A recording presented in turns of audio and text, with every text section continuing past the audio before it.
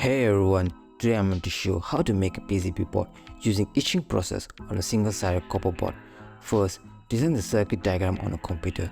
I personally use Livewire to draw the schematic diagram and convert it into PCB Wizard to get the PCB layout.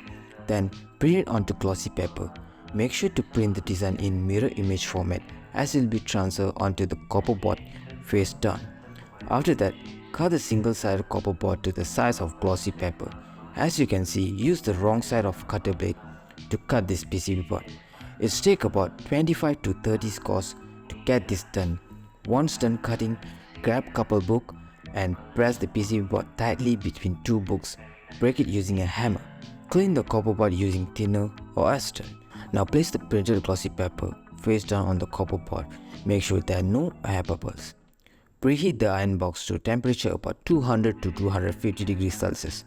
Apply pressure using the hot iron box onto it about 10 to 20 minutes. This will be transfer the toner from the glossy paper onto the copper board.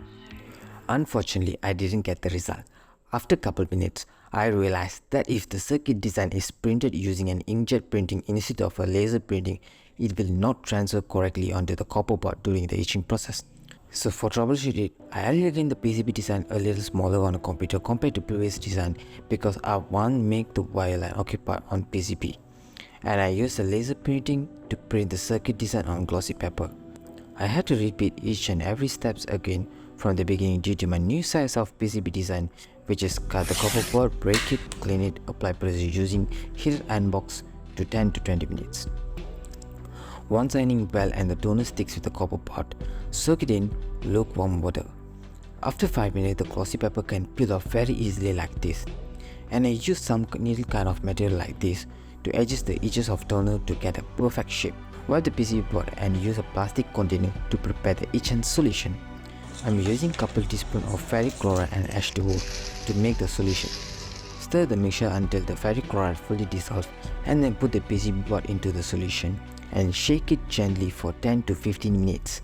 Once the process done, transfer the board onto a plastic container and wash with water.